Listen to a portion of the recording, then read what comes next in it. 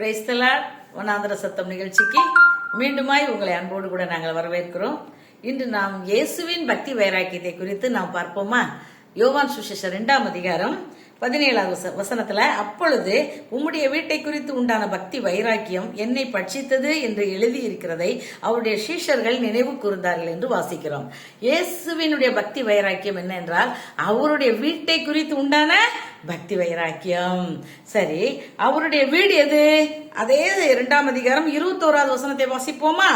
அவரோ தம்முடைய சரீரமாகிய ஆலயத்தை குறித்து பேசினார். ஹல்லேலூயா. ஆனபடினாலே சாந்த சுரூபியாகிய பொறுமையின் சிகரமாகிய ஆண்டவராகிய இயேசு கிறிஸ்து அவருக்கு எந்த விஷயத்துல அவருக்கு கோபம் வந்ததுன்னா, எருசலேம் தேவாலயம், அந்த தேவனுடைய ஆலயம் தீட்டுப்பட்டு அருவருப்போடு காணப்படுவதை அவரால் பார்க்க முடியாத அளவுக்கு அங்கு காணப்படுகிறது. ஆனபடினாலே அவர் என்ன செய்கிறார்? கயிற்றினாலே ஒரு சவுக்கையை உண்டு பண்ணி எல்லாரையும் விளாசி துரத்தி விடுகிறார் என்று நாம் பார்க்கிறோம். ஆனபடினாலே அவருடைய பக்தி வைராக்கியம் எந்த அளவுக்கு ஆவிக்குரிய காரியங்களில் செயல்பட்டது என்று நாம் வாசிக்கும் பொழுது, இன்றைக்கு எருசலேம் தேவாலயம் இது திருஷ்டாந்தமாக நமக்காக எழுதப்பட்டிருக்கிறது. இதில் ஆவிக்குரிய அர்த்தங்கள் உண்டு. இந்த இயேசுவின் பக்தி வைராக்கியத்திலே நாம் கற்றுக்கொள்ள வேண்டிய அநேக பாடங்கள் இருக்கிறது. என்னவென்றால், எருசலேம் என்பது ஒவ்வொரு தேவனுடைய பிள்ளைகளையும் குறிக்கிறது, ஒவ்வொரு விசுவாசியையும் குறிக்கிறது. தேவனுடைய ஆலயம் என்பது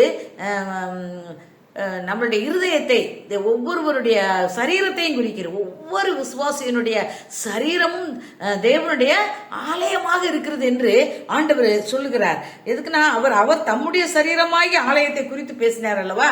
இன்றைக்கு நம்மை குறித்து தான் அவர் என்ன சொல்லுகிறார்? 1 கொரிந்தியர் 3ஆம் அதிகாரத்திலே நமக்கு எல்லாருக்கும் தெரிந்த வசனம்தான். நீங்கள் தேவனுடைய ஆலயமாய் இருக்கிறீர்கள் என்றும் தேவனுடைய ஆவி உங்களில் வாசமாய் இருக்கிறார் என்றும் அறியாதிருக்கிறீர்களா? ஒருவன் தேவனுடைய ஆலயத்தை கெடுத்தால் அவனை தேவன் கெடுப்பார். தேவனுடைய ஆலயம் பரிசுத்தமாய் இருக்கிறது, நீங்களே அந்த ஆலயம். வசனமெல்லாம் நமக்கு எல்லாருக்கும் நல்லாவே தெரியும். ஆனா இன்றைக்கு நம்மளுடைய வாழ்க்கையில இந்த சரீரமாகி இந்த ஆலயத்தை நாம் எத்தனையோ சீர்கேடுகள், அருவருப்புகள், அவருக்கு பிரியமில்லாத காரியங்கள் இந்த சரீரமாகி ஆலயத்துல இருக்கிறதுனாலதான் நம்மளுடைய சரீரத்தை சத்துரு பிசாசானவன் தொடுவதற்கு முடிகிறது. எதுக்குன்னா, எத்தனையோ பலவீனங்கள், எவ்வளவோ வியாதிகள், எத்தனையோ போராட்டங்கள், கஷ்டங்கள், சத்ருவின் தாக்குதல்கள், பிசாசின் போராட்டங்கள், எத்தனையோ நுகத்தடிகள், இதற்கெல்லாம் காரணம் என்ன? நாம் தேவனுடைய ஆலயத்தை கெடுத்து கொண்டிருக்கிறோம். நம்மை அறியாமலேயே நம்மளுடைய ஆலயம் தீட்டுப்பட்டிருக்கிறது. இந்த ஆலயத்திலே அவர் வாசம் பண்ணுகிறபடினாலே 6ஆம் அதிகாரத்திலே நாம் வாசித்தோமானால், ஒவ்வொரு விசுவாசியினுடைய அவயமும் சரீரமும் தேவனுடைய அவயமாய், உங்கள் சரீரங்கள் கிறிஸ்துவின் அவயங்கள் என்று அறியீர்களா? பயபக்தியோடு இதை நம்ம படிக்கணும். பார்த்துக்கோங்க, இந்த எண்ணம் எப்போது நமக்கு இருக்கணும். ஐயோ, என் சரீரம் கிறிஸ்துவின் அவயம், அப்படி இருக்க நம் கிறிஸ்துவின் அவயங்களை வேசியின் அவயங்கள் ஆக்கலாமா? வேசியை போல சில வேலையில என்ன செய்கிறோம்? நம்மை அறியாமலேயே உடுத்து வைக்கிறோம்.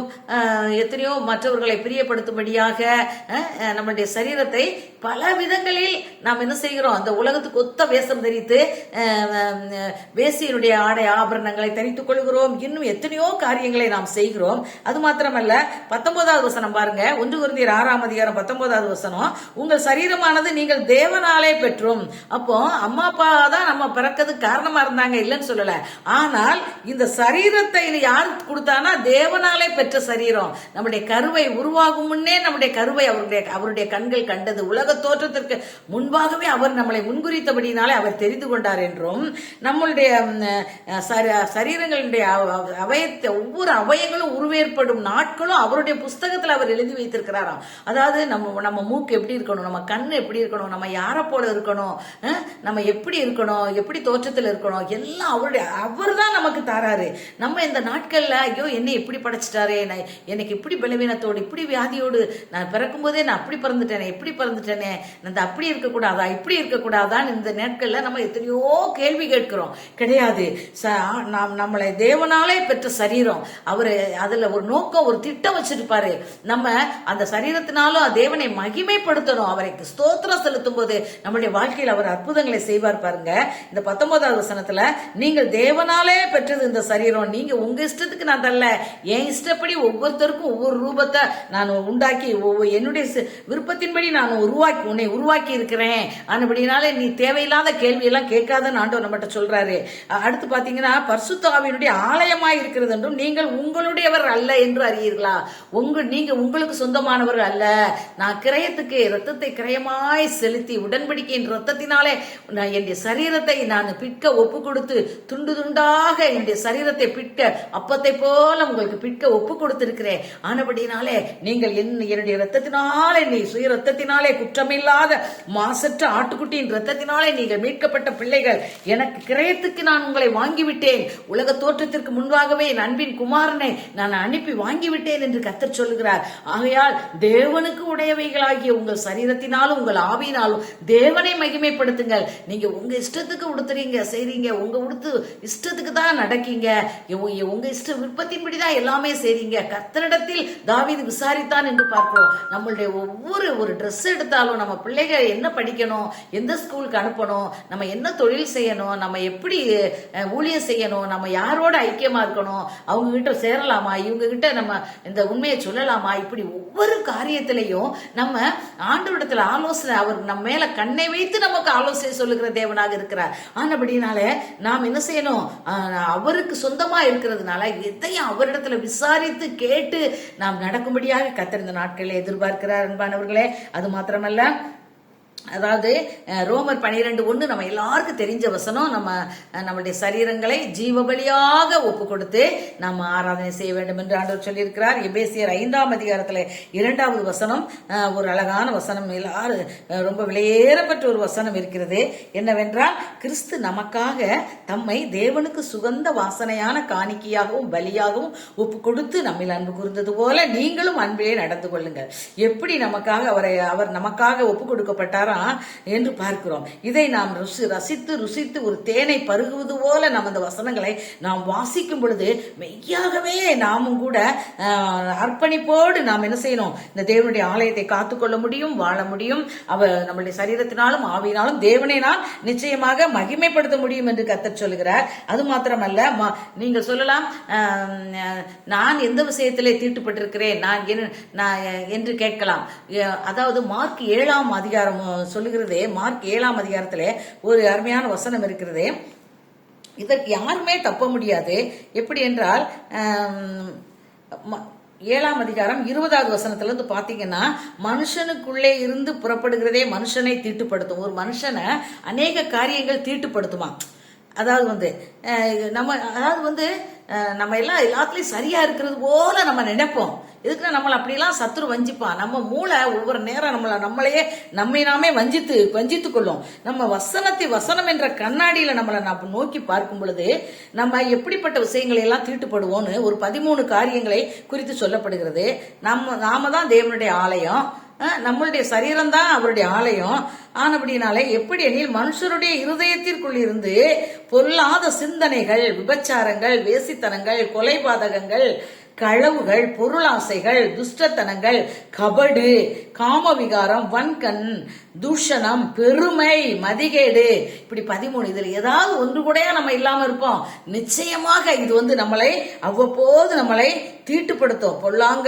பொல்லாங்கனவைகளாகி இவைகளெல்லாம் உள்ளத்திலிருந்து புறப்பட்டு மனுஷனை தீட்டுப்படுத்தும். நான் தேவனுடைய ஆலயம், நான் ரொம்ப பரிசுத்தமா இருக்கேன் யாரும் சொல்ல முடியாது. இப்படி நம்மை தீட்டுப்படுத்துகிற இந்த காரியங்களை எல்லாம் நாம் பார்க்கிறோம். ஆண்டவர் சொல்லுகிறார், நீதிபதிகள்ல ஒரு வசனம் இருக்கு, எல்லா காவலோடு உன் இருதயத்தை காத்துக்கொள், அதனிடத்திலிருந்து ஜீவ ஊற்று புறப்படும். ஜீவ ஊற்று புறப்பட வேண்டிய அந்த இருதயத்துல பரிசுத்த ஆவியானவர் வரும் பொழுது நம்ம என்ன சொல்லணும்? எபேசியர் 5 அப்போஸ்தலர் 5:5 என்ன சொல்லுகிறது? மேலும் நமக்கு ரோமர் 5:5 சொல்லுகிறது, நமக்கு அருளப்பட்ட பரிசுத்த ஆவியினாலே தேவனுடைய அன்பு நம்முடைய இருதயங்களில் ஊற்றப்பட்டிருக்கிறதாம். நம்மளுடைய இருதயங்களில். ஆகவே இந்த இருதயம் தான் எல்லாத்துக்கும் ஆதி ஸ்தானமா இருக்கிறதுனால நம்மளுடைய இருதயங்களிலே பரிசுத்த அவருடைய அன்பை நம்மளுடைய இருதயங்களிலே அவர் ஊற்றுகிறாராம். இதுக்குன்னா இருதயத்திலிருந்து தான் இத்தனை 13 விதமான பொல்லாங்கான காரியங்கள் நம்மை தீட்டுப்படுத்த முயற்சிக்கிறது, தீட்டுப்படுத்துகிறது நம்மை.